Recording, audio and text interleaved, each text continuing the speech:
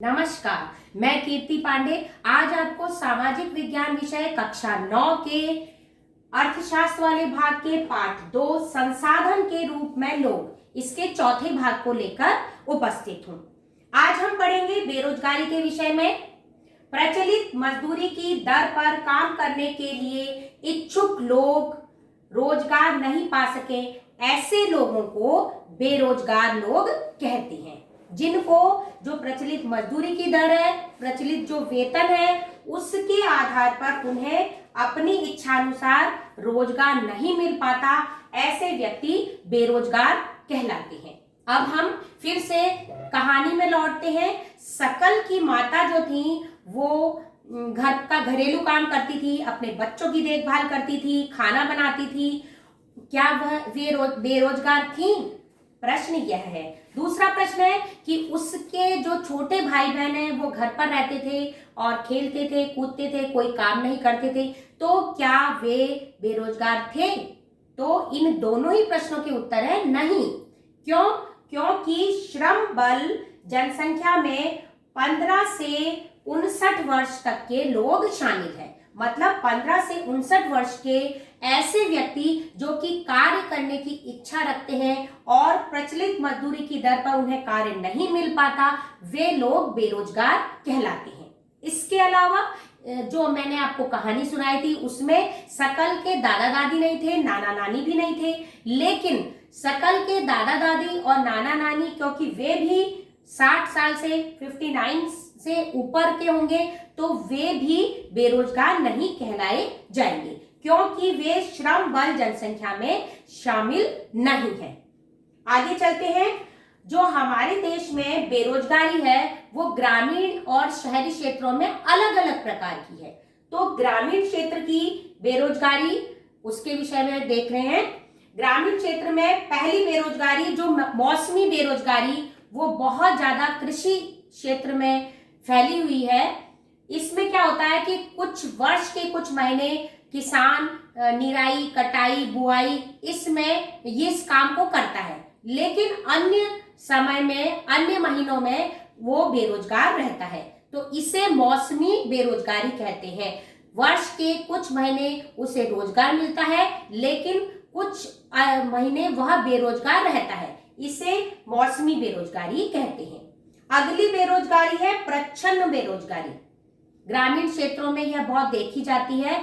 इसका मैं आपको उदाहरण दे रही हूं कि जैसे कि किसी घर में, परिवार में, खेत में काम करने के लिए 5 लोगों की जरूरत है और यदि वे 5 लोग काम करें तो पर्याप्त रूप से जितनी उस खेत का क्षेत्रफल है उतना काम करने, जितना उत्पादन होता है उतना उत्पादन हो जाता है, लेकिन वहां पर 8 लोग कार्यरत हैं, 8 लोग काम कर रहे हैं, तो जो ये 3 लोग अतिरिक्त हैं वे प्रच्छन्न बेरोजगारी से ग्रसित हैं। कहने का मतलब यह है कि जब किसी काम को करने के लिए जितने लोगों की जरूरत होती है उसके अलावा कुछ अन्य लोग भी कार्यरत होते हैं, तो वो जो अन्य लोग हैं, अतिरिक्त लोग हैं, वे ही प्रच्छन्न बेरोजगारी, वही प्रच्छन्न बेरोजगारी कहलाती है। भारत के ग्रामीण क्षेत्र में कृषि जो किसान लोग करते हैं तो अपने पूरे परिवार के लोग, उन्हें पता ही नहीं होता कि उस खेत में इतने लोगों को काम कर ले तो वो खेत में पैदावार उतनी पर्याप्त हो जाएगी, लेकिन उनकी उस परिवार के सभी लोग उस कार्य को करते हैं, तो वो जो अतिरिक्त लोग हैं वे अगर कोई दूसरा कार्य करे तो उनके परिवार के उत्पादन में वृद्धि होगी, प्रत्येक व्यक्ति को रोजगार मिलेगा। तो यह प्रच्छन्न बेरोजगारी, जो अतिरिक्त लोग लगे हैं वे प्रच्छन्न बेरोजगारी से ग्रसित हैं। आगे चलते हैं नगरीय क्षेत्र। नगरीय क्षेत्र में शिक्षित बेरोजगारी बहुत ज्यादा भारत में प्रचलित है। भारत में मैट्रिक पास जो बेरोजगार हैं वे तो कुछ भी कार्य कर लेते हैं, अन्य तो वे कम बेरोजगार हैं, लेकिन जिन्होंने कोई ट्रेनिंग प्राप्त की है, कोई प्रशिक्षण प्राप्त किया है, ग्रेजुएट है, पोस्ट ग्रेजुएट है, तो वे बहुत ज्यादा मात्रा में बेरोजगार है और इस बेरोजगारी की संख्या भारत में बढ़ती जा रही है। तो ये जो बेरोजगारी है, इस बेरोजगारी की वजह से लोग, जो भारत की शिक्षा प्रणाली है उसको लेकर खिन्नता महसूस करते हैं, उसमें कमी ढूंढने की कोशिश करते हैं।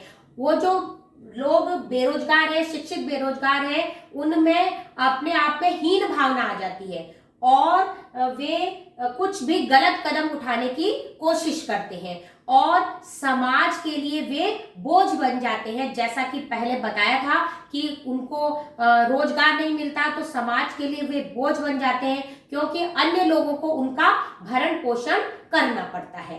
तो आपको आज क्या करना है, जो शिक्षित बेरोजगारी है भारत में, क्योंकि आपने इतनी कहानी पढ़ी, इतनी तो पढ़ा, तो आपको ये लिखना है कि शिक्षित बेरोजगारी जो भारत में हुई है उसके कारण लिखने हैं।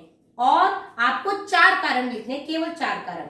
शिक्षित बेरोजगारी के भारत में 4 कारण और इसके उपाय, यही आपको एक बार अगर आप अपने मंथन करेंगे तो आपको जरूर इसके 4 कारण और 4 उपाय मिल जाएंगे। तो ये आपको करना है। अब हमने ये पूरा पाठ पढ़ा और अंत में फिर हम एक कहानी पढ़ते हैं।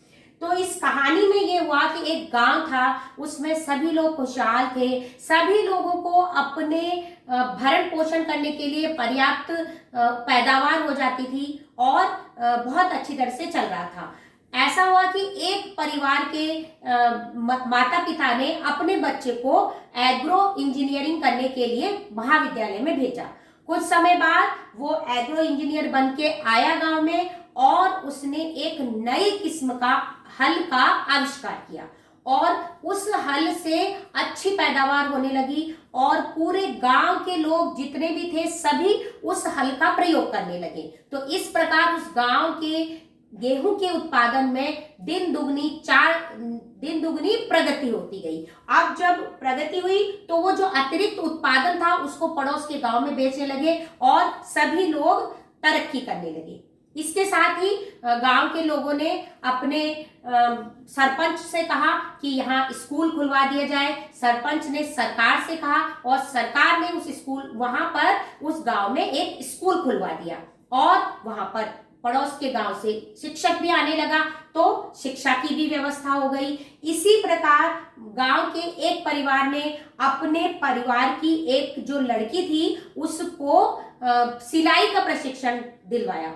तो जो लोग हाथ से सिलकर कपड़े पहनते थे अब सिले हुए अच्छी फिटिंग वाले कपड़े पहनने लगे और उस जो लड़की है उसने अन्यों को प्रशिक्षण दिया, तो दर्जी का काम वहां विकसित हुआ और इस प्रकार से उस गांव में एग्रो इंजीनियर आ गया, एक शिक्षक आ गया और एक दर्जी आ गया। तो इस प्रकार उस गांव ने प्रगति की और उस गांव में जो पहले स्तर था उससे वो धीरे धीरे अगले स्तर पर पहुंच गया। तो इस प्रकार यदि हमारे भारत में सभी लोग अपने काम को, अपने जो बच्चे पढ़ते हैं वो वापस से गांव में आ जाए और गांव में आने के बाद में वो कुछ नया आविष्कार करे, गांव के विकास के लिए कुछ कार्य करे, तो उस बच्चे की तरह वहां पर भी अच्छी पैदावार गांव में हो सकती है, कुछ नया हो सकता है और गांव विकसित हो सकता है। तो ये भाग समाप्त हुआ।